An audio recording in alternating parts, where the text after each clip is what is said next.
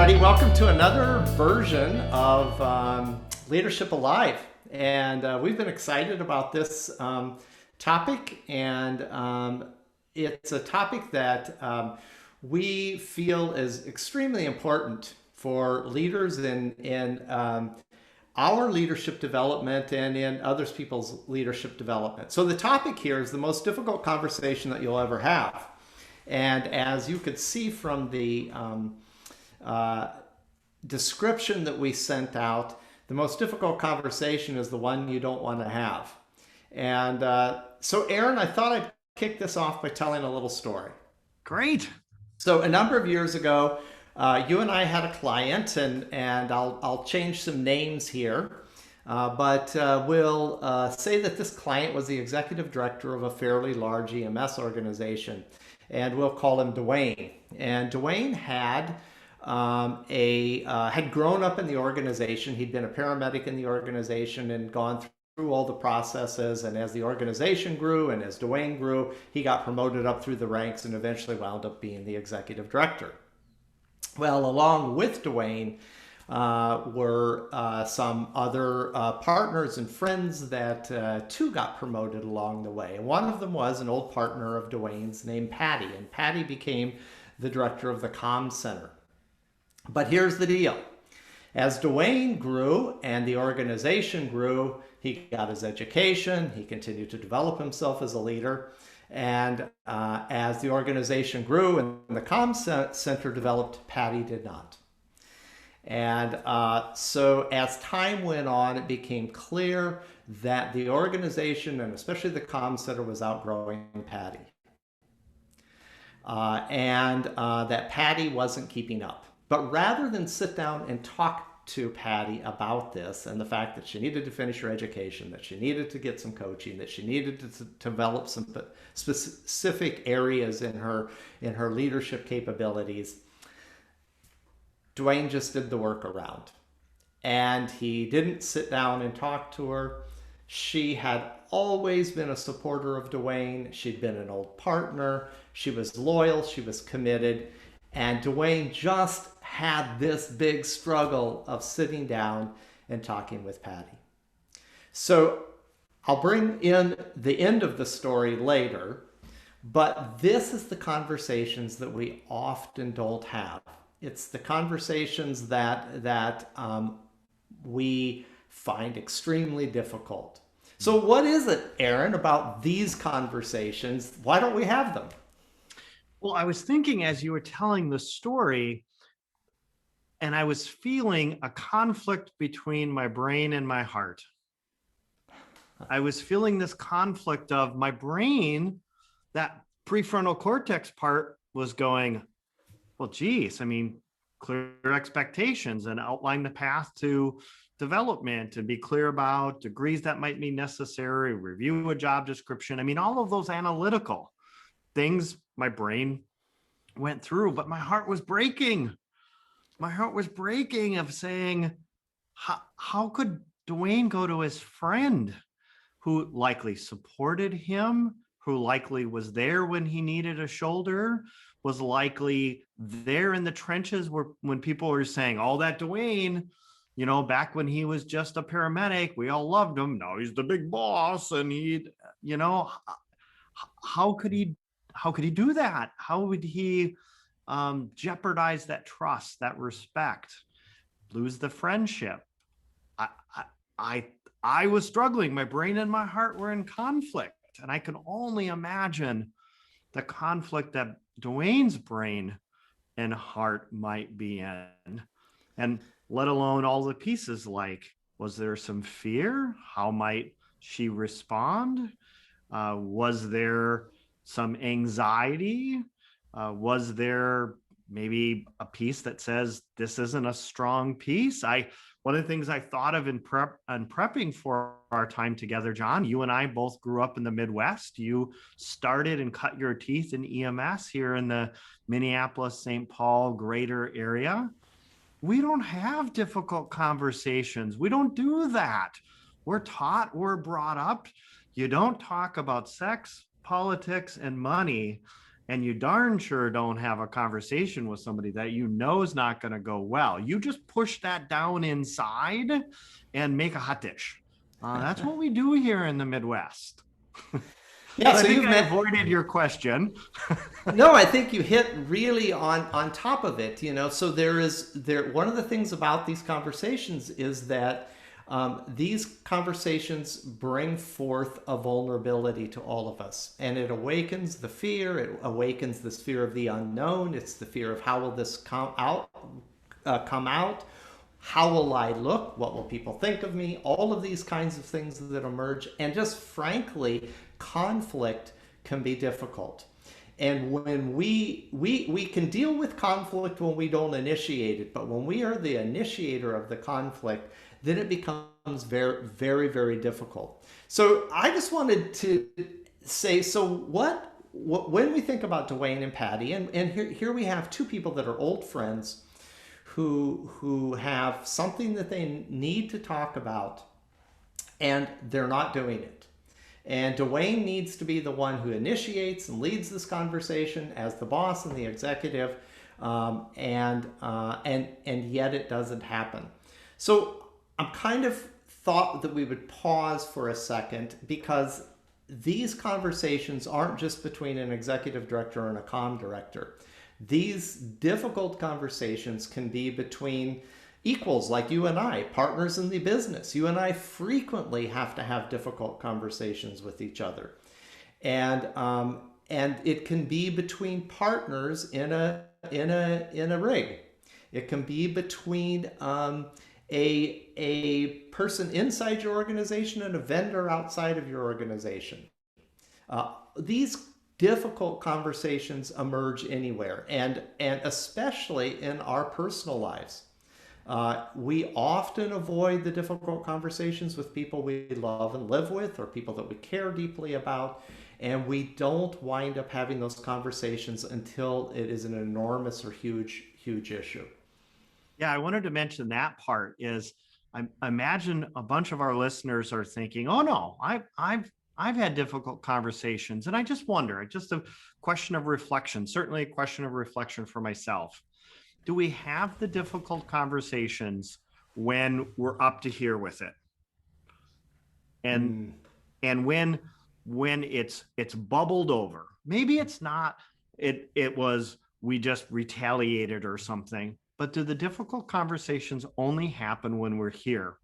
I remember one of our students in the Leadership Academy, amongst many pearls of wisdom that we learn in the academy, said something like this, which is, every time I begin to work with someone, whether it's a new boss, a colleague, a subordinate, I always tell them, come talk to me when you're half full. So if there's something about us, our relationship, a conversation, a project, activity, etc., talk to me when when you're half full. Because when it's here, it's probably too late.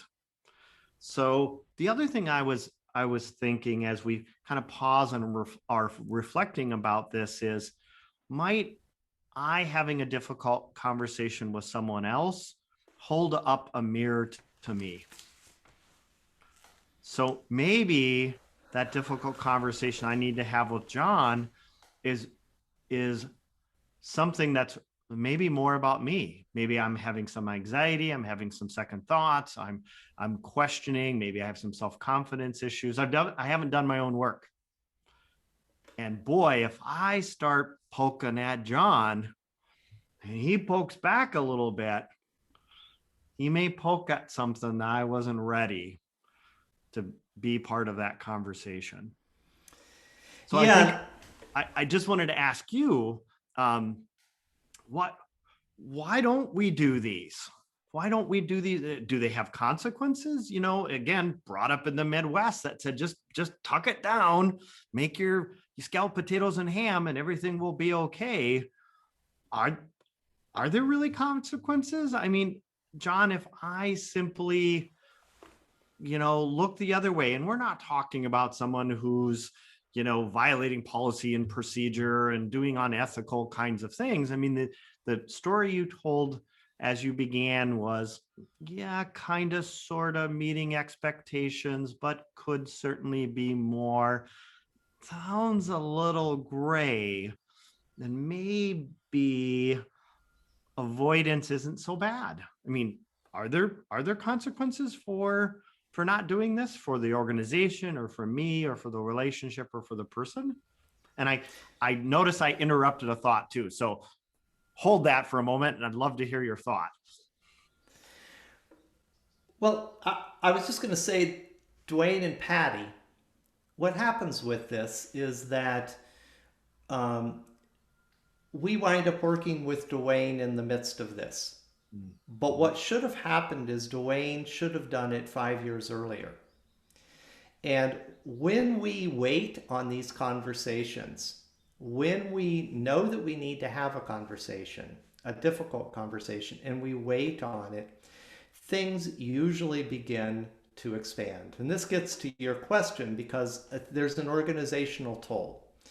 Uh, in Usually everyone around will know it, and it will slow the organization down because you wind up doing all the workarounds. You wind up doing stuff just to accommodate the fact that you don't want to have the difficult conversation. The second thing is there's a professional toll. And if we're really, really interested in transformational leadership, and remember, folks, when we talk about transformational leadership, we're talking about leadership that is earned in a way where you don't have to use your position, title, and authority, but people willingly want to follow you because you have a clear sense and a powerful and compelling place that you're taking people.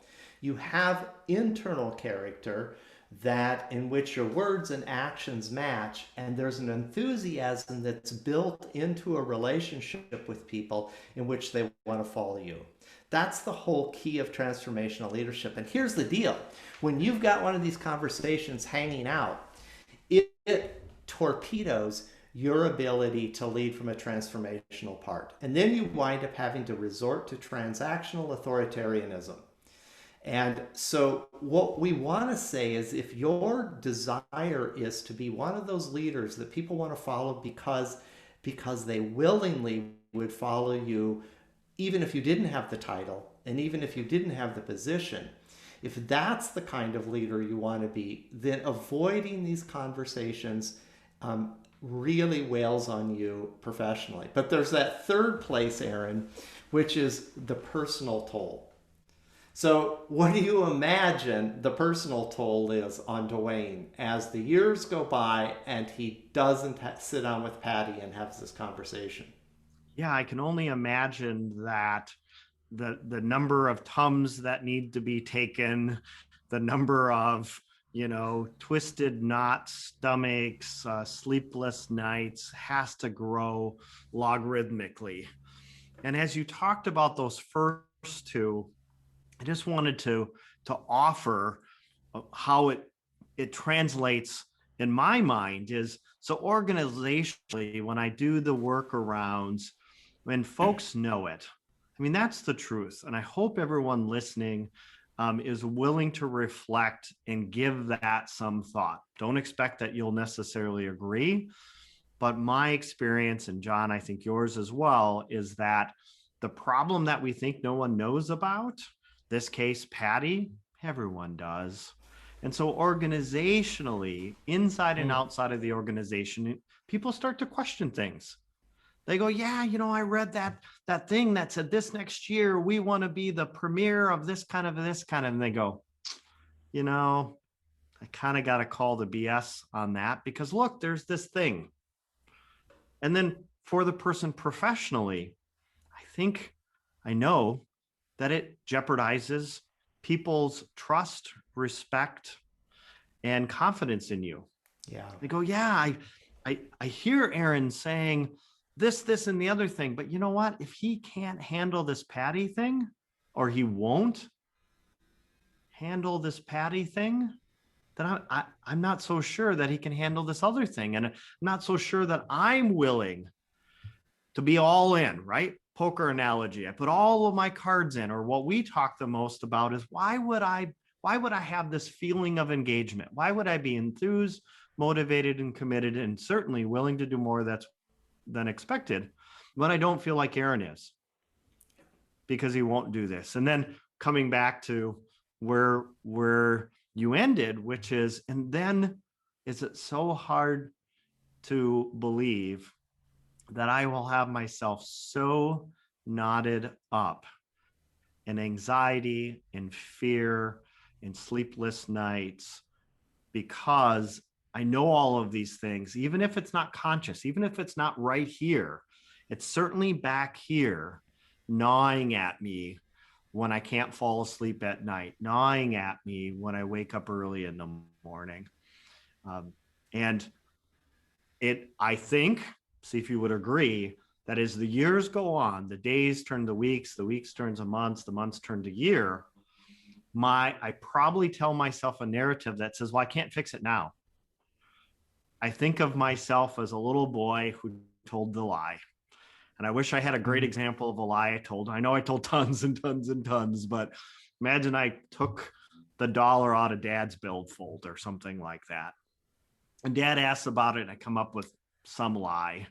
And then he, of course, easily finds the fault in the first lie. Well, then I have to tell the next one to cover the first one. And then he finds, and so on and so forth. And so, sure enough, at some point, somebody broke into our house, stole the dollar out of the wallet. I saw them running away, and I see their tracks in the snow. And the lie is so big that I feel like I can't undo it. Yeah. And what does that do to us? That really gnaws away, yeah, at the inner part. And part of leadership, remember, the part of leadership is to bring a sense of calm and possibility and hope. And we always say that leadership shows up in crisis and in the midst of change, and when change is really needed. And if you're going to lead from a transformational standpoint, if you really want people to eagerly want to follow your lead, one of the things that you have to have is this sort of inner calm.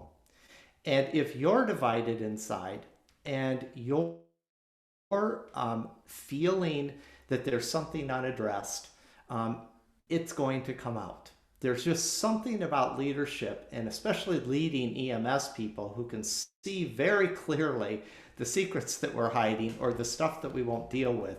So our encouragement is that these things, these conversations, when you let them linger, tend to grow. And the bigger they grow, then the harder the conversation gets to be had. And of course, I just want to say, with Dwayne and Patty, here's what happened. It blew up. There was a failure in the comm center, and what happened is that Patty gets blamed, she gets fired, and the relationship is fractured. She never quite knows what happened. Dwayne carries this burden of a fractured relationship, a betrayal of someone who was loyal and committed to him, all because many years earlier he didn't sit down and say, this is what you need to do, this is what I see, this is the conversation that we need to have. So what could have, or what likely did, call this to Dwayne's attention, whether it was conscious or subconscious, overt or covert, that he might have missed, that we may have these calling cards going on that we might be missing? How could you help us bring them in front of us? And what skills might we begin to need to develop to have these conversations when we finally recognize they're needed, to be able to have them? Well, a key thing is recognition. So let's just start there. So first, it's really important to recognize, because boy, we talk a lot about blind spots and how our mind tricks us. So one of the key things is to recognize when you need to have one of these conversations. And the way to sort of recognize the need for these conversations is when there's clearly a difference. When there is a difference of opinion, there's a difference of perspective, there's a difference of expectation. So there's a difference. A second thing that really tells you have a difficult conversation that needs to happen is when the stakes are high. So the stakes are high. Dwayne doesn't know what Patty's going to say. Patty may go, Dwayne, I've supported you all these years, and this is the thanks I get as you sit me down and tell me that I better get my bachelor's degree done before the end of the year or I'm out of here. So the stakes are high. And the stakes are also high because this could blow up in the whole organization.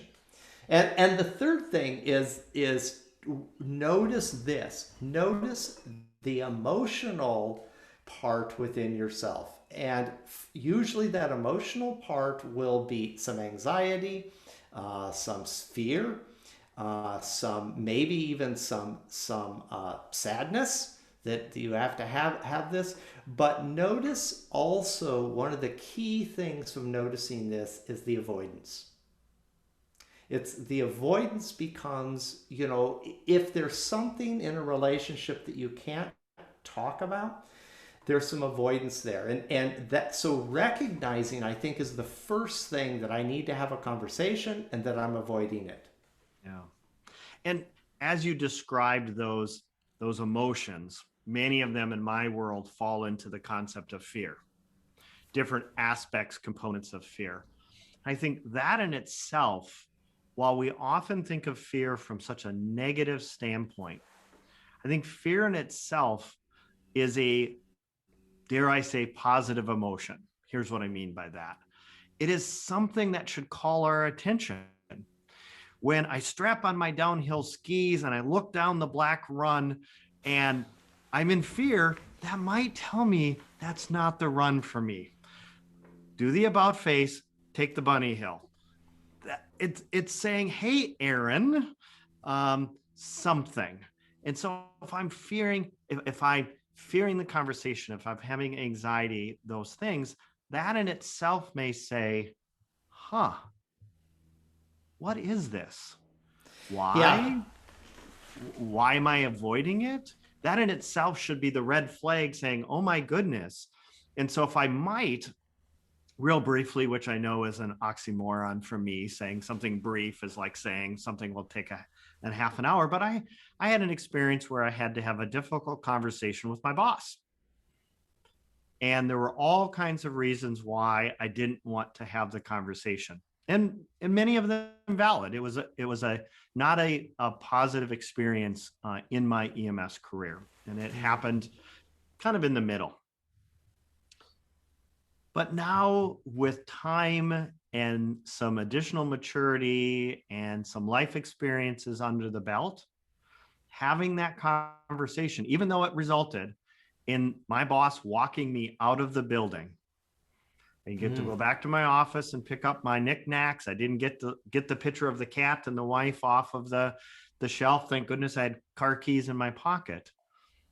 In hindsight, that was an excellent experience. I had lived in fear for a long time, and it was affecting me personally and professionally. The moment was tough. The moments after were difficult. But in reflection, I'm really glad that I did it. And I'm glad that the tough moments are past. Certainly, time heals all wounds, as they would say. But I think we overweight the negativity. Ben Wasman, a consultant that we're gifted and is gifted and we're privileged to be able to work with, defines fear as the body's response to a perceived threat, perceived being that key word. So we can often build this up in ourselves, and what we build it up may certainly be what comes to pass, but often not. Yeah, it's interesting that you mentioned having a conversation with your boss. So these are often the tough conversation, really tough conversations, is when we need to have a conversation with a superior. And those often are conversations that would bring fear in anybody's mind. And or power is out of balance. yes, maybe it's not a superior, but maybe it's a peer of mine in the organization, but clearly that person, because of who or what they are, their responsibility, their relationship with others, has more power than I do. There's an imbalance in power. So I want to build on your skiing metaphor. So you're on the Black Diamond, at the top of the Black Diamond Hill. You know, the you can go right and there's a blue hill, and you can go this way and there's a green hill, but you're at the Black Hill. So you're up there at the top and you feel this feeling inside, which is, oh shit, it is just wow. But before you turn around and go down the bunny hill, this is what we really want you to do about these conversations. Because, I mean, all of you know there's probably a conversation that you're avoiding. So what we would like you to do is slow down and recognize that in this avoidance is a growth opportunity. And the growth opportunity is as we believe leadership really rests on a deep knowledge of yourself. So as you're sitting at the top of that Black Diamond, and before you're going to go skiing down that hill, uh, and you feel the fear, the opportunity here is to say, wow, what's this about? So certainly Dwayne's fear is that he doesn't want to mess up this long-term relationship that he has with Patty. But even more, there's inside of himself something that needs to be better understood. Why am I reluctant? What is beneath my fear? What is keeping this there? And this is the part where it's so important to dig deep and understand, because what you want out of these, what I would call a major experience, is to be able to leverage it into more maturation and more growth in yourself as a leader. Every tough thing you do as a leader is an opportunity to grow. So pause. At the top of the hill, say, wait a minute. I'm scared because I've never been down this Black Diamond before. I'm going to go super, super fast. And I know once I start, I'm not going to be able to stop. But hold on. I have had some good ski instruction. I've learned a lot about how to do the back and forth and how to brake and how to slow myself down. Uh, I also want the thrill of actually being able to say at the bottom of the hill, I did a Black Diamond. And so this feeling before you turn and go down the bunny hill is where the work really needs to be. So if you already know the Patty in your life, the conversation you need to have, take this opportunity of this webinar to say, I'm going to go back and explore. Get out a piece of paper, get out a journal, write down some notes. Ask yourself what's underneath it. Have you ever done anything like this before? Maybe it was a conversation you had back when you were a teenager that said, don't ever have that conversation. But this is an opportunity for you to know yourself better. So that's the first thing, Aarron, is in getting good at these. Because what you want to do in your leadership journey is to have the difficult conversations sooner and become better at having those conversations. So the first thing I'm just recommending is understand your avoidance. Outstanding. And I wanted to continue, and this is the beauty of us doing these together, is we didn't plan for using a skiing metaphor, but it's working really well.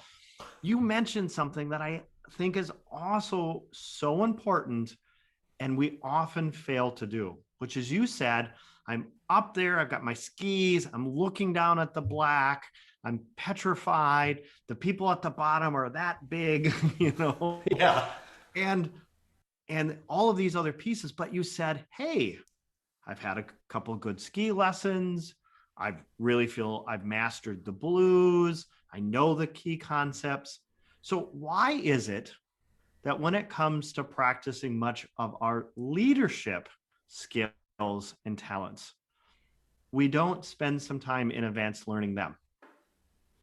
My first cardiac arrest, I just didn't get the pager and go out on the call. I learned it in school. I've taken ACLS. I maybe saw them during my field training. those kinds of things. So I might suggest that in tandem to that first awareness is also preparation. Have I spent some time working on having difficult conversations? Did I read a book? Did I watch some TEDs? Did I connect with someone else that I perceive or I've experienced or I know has some skills in this area? Sorry, there was ACLS airway coming together. Have I tried it? Have I reached out to a trusted colleague and friend and said, could I role play this with you? Here's kind of the side that I need you to play, if you would. But is preparation something I've invested in, as well as have I invested in learning? Hopefully, I didn't strap on the skis the very first time, and I've never been on them before, and jump on the lift that takes me up to the double black backcountry ungroomed and go, ha ha. If I did, hopefully I have good insurance and my spouse is set up really, really well. But I probably built my way to that. Are we building our way as well? And I don't suggest that as a way of avoidance. Oh, sorry, got to have that difficult conversation with Patty. Sorry, I need 2 years of an undergrad and then 4 years of a master and get my PhD and then I'm ready to go. No, I might say, am I investing in my practice of leadership? And one of the really important parts of that is this ability to understand transactional, transformational styles of leadership. And part of that is my ability to be influential through difficult conversations. Am I making that investment? Or do I just take a bunch more ACLS classes? I love what you're saying, and I want to highlight one thing that you said, which is really my next point on how do we get good at this is when you know that you need to have one, and you recognize the avoidance, and you explore the avoidance, then one of the key things to do is reach out for some help. You and I, Aarron, have worked together for 15 years or more, and how many times in that 15 years have you and I called each other and said, I have to have a difficult conversation with someone? And what we've done is we've checked it out. You know, I want to tell Patty she's lazy and hasn't gotten her degree and that she is a problem. And yet what you would respond to me is you would walk me through it. And you would give me some encouragement and some help. And this is where leadership, I don't know anybody who's an amazing leader, who's a great leader, that hasn't had lots of help and coaching along the way. And this reaching out is so fundamental. Well, and I appreciate those thoughts, and I want to add into them. So often when I've reached out to you in preparation for a difficult conversation, you walk me through a process of discovery. And at the time, it is annoying because I just want you to say, go get him. Yeah. And you say things like, tell me a little bit more about this. How did we get there? And often the questions are about, so Aarron, what are the facts? And do you actually know them? And or what's the narrative? What's the story you've told yourself? Because maybe you don't have the facts, or from what few that you have, you've created a narrative. And all of a sudden, A plus B is Volkswagens. And so it's been extraordinarily helpful. And yes, at times it can feel frustrating when we might be calling someone to tell us what we want to hear, to give us the ammunition to load both barrels, when in turn, the person slows us down and asks us to overtly articulate all of these kinds of pieces, and often helps us think more deeply about it and or see the wholes. Not because your goal with me was something different. Your goal with me was for me to be successful, for me to have a positive experience, a positive outcome. And to do that, I needed to be more aware of all of these subconscious things, my assumptions, my beliefs, the filter that I'm using based on my ENTJ or based on my any number of different ways that we use our personality and our preferences to filter information. And so I have found that frustrating in the moment, but extraordinarily helpful in my own success in those difficult conversations, but also in my growth and development. So often now I pause myself and I ask, and I even now ask my team, or often in conversations, just did it today as I was talking with someone about something and just said, so here's the narrative I'm telling myself. And for them to say, how'd you get there? So those assumptions, we call them often big assumptions. Yeah, so the narrative that Dwayne was telling himself about Patty was that Patty was firing on all cylinders and she was doing the best she could.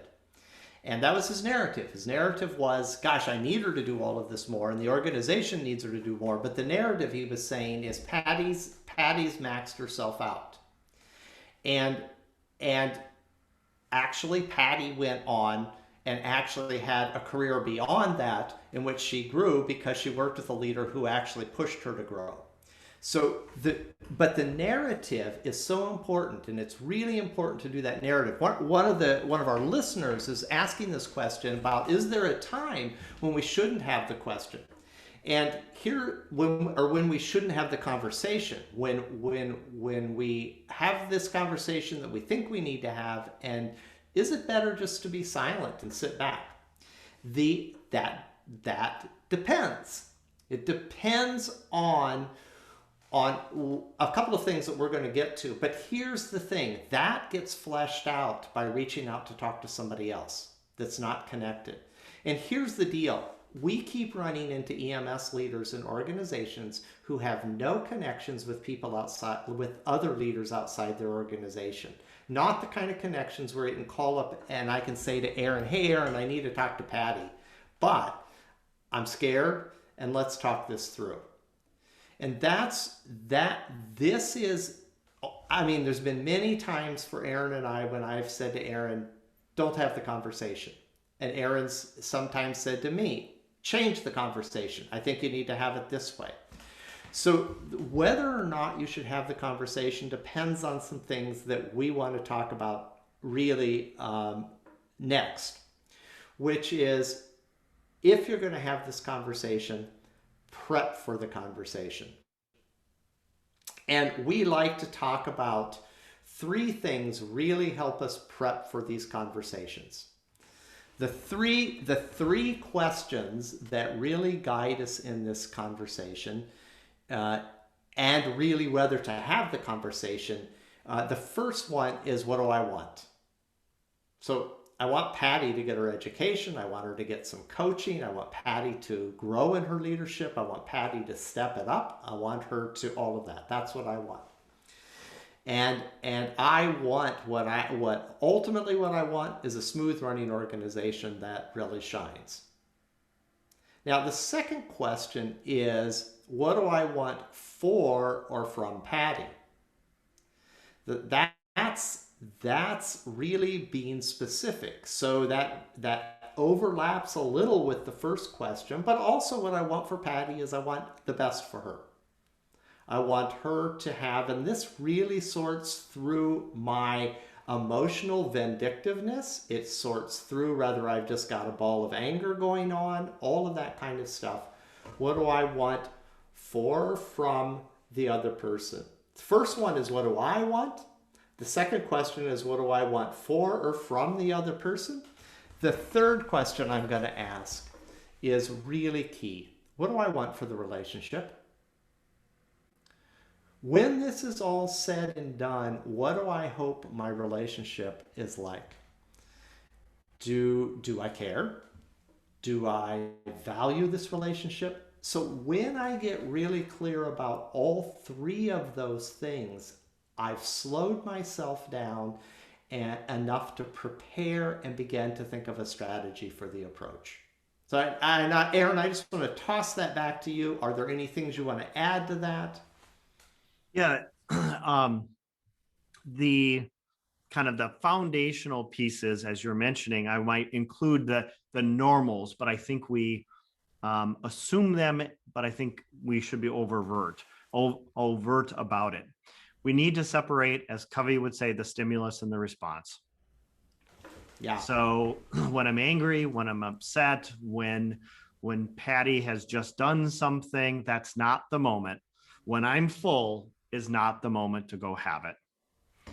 If the conversation's going to be one that makes me feel better, in other words, I get to be vindictive, or I get to punish, or I get to just, let her know how I feel, that's not the time to have it. And so just making sure that we have this ability to have awareness and prep, and then we ask ourselves those fundamental questions. At its core is saying there should be a pause. There should be a gap between what might bring this to our attention once again and when we do it. And the reason why I shook my head no was simply to allude to, if the answer is, boy, it's inconvenient, it's uncomfortable, I feel fearful, I probably shouldn't do it. Then what we're saying, and just hearkening back to the Leadership Academy, that we need them more than they need us. Yeah, it's really interesting. It's really interesting how when you get better at this, you begin to start more instinctively. And why do we say, how do you get to be a better leader? Practice, practice, practice. And the more you do this, the more you will have a feel for that pause, and then how to approach the conversation. So when you're approaching the conversation, what we would say is don't make it a sandwich. Don't make it tell them something good, tell them something bad, tell them something good. Instead, what you really want to do is be extremely direct, and an economy of words is really better. So in preparation, we always say, what's the hardest thing you have to say in this conversation? Say that very soon. Hey, Patty, I need to sit down and talk to you. As things are today, I'm not sure that you're part of our future. And here's why. As I need leaders who will get their education, I need leaders who will develop themselves, I need leaders who are really engaged in their own personal maturation and growth as a leader. And here's some causes, and here's some things. But I quickly get to it. As long as I delay and sort of work up to it and hem and haw around, all I do with Patty is raise her anxiety. And what I want to do is simply speak my truth as simply, directly, and as soon as possible.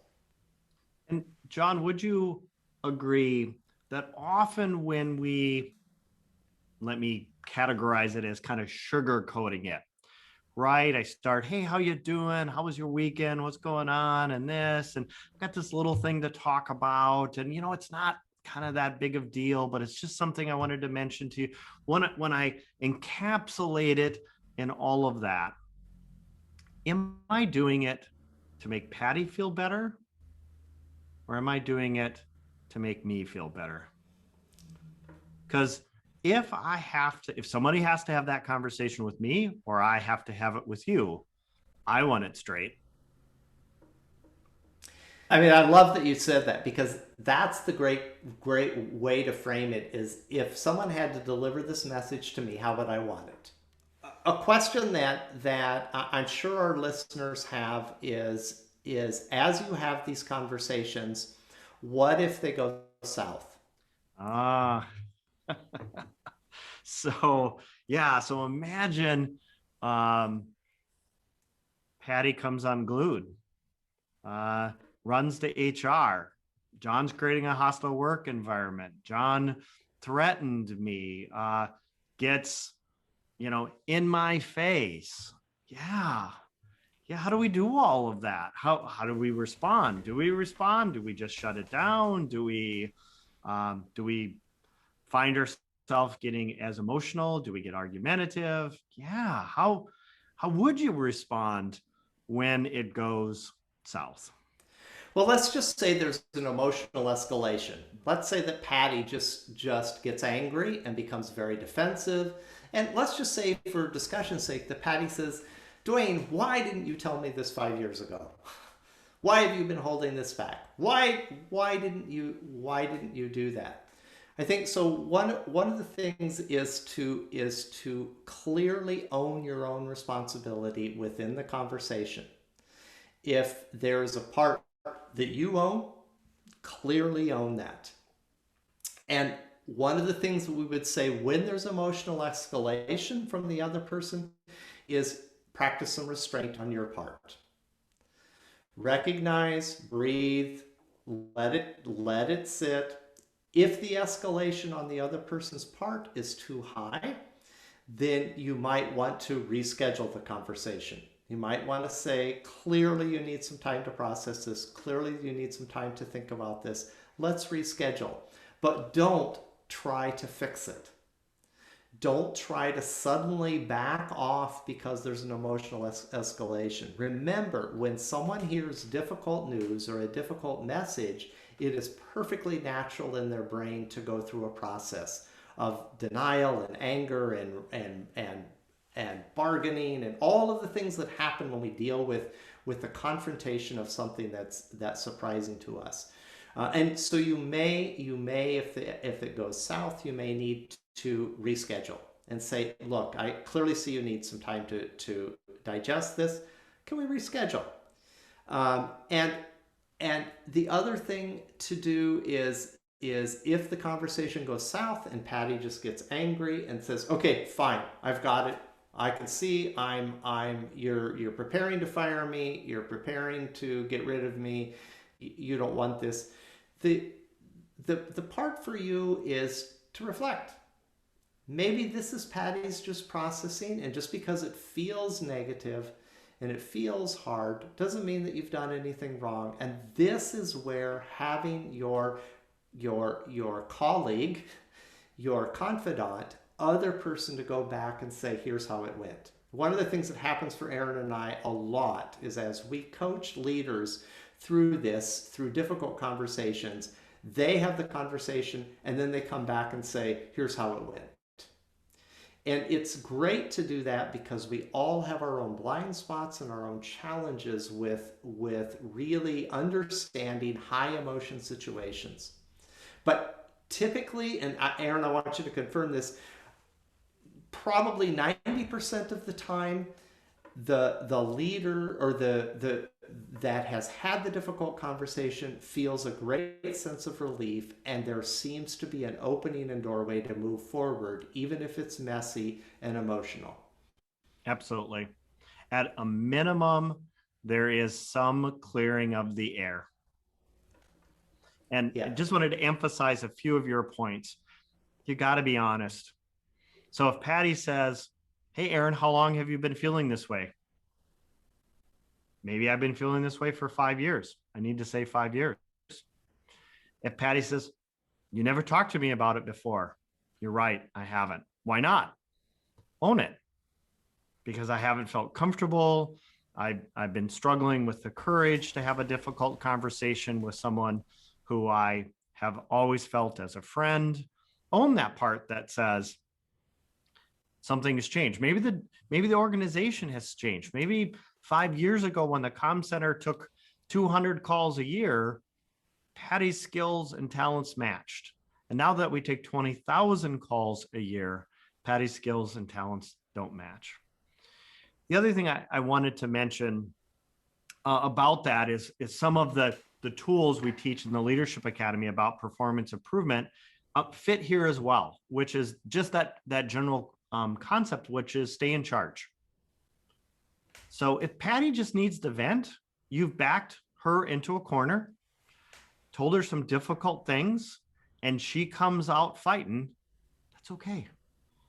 I may need to say, Patty, clearly there are some things that you want to get off your chest. Let's let her. I'm still in charge. And if a few words come out that we don't usually use in the workplace, it will be okay. Right? Normal things we talked about. There can't be personal threats. There can't be the suggestion of violence. Your personal safety can never be in jeopardy. I mean, all of those kinds of things. But sit back and allow it to come out if it fits all of those kinds of things. If you start in again, Patty jumps back in again, you may say, clearly you have some more things to say. You may need to take a little time out that just says, boy, I really, it's clear to me that this conversation has kind of caught you off guard. I'm going to go grab a coffee. Can I get you one? And I'll come back in a couple of minutes. If we don't think that Patty's going to jump in her car and drive away, we might say, do you want to just take a quick pause? This is feeling pretty heavy right at this moment. You know, we often talk about tears, and we want to be really clear that it's not only one gender or the other that cries. Tears is an expression of emotion. It's often a release of emotion. And so just giving people the space for that, all of those tools and techniques we learned fit here as well. Yeah, I want to, just as we get close to the end here, what I want to say is the vast majority of time they don't go south. They're hard.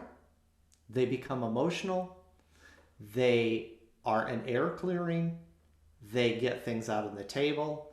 It's as if the lights are turned on, and now instead of seeing shadows, we can actually see what's really there. And it is the path forward. And all relationships, and if we're leading from a transformational place, relationships are the key thing. Relationships thrive in an environment of open dialogue. And John, you shared a number of different kind of the preparation, the all of these different pieces. But let me suggest something and see if you would agree.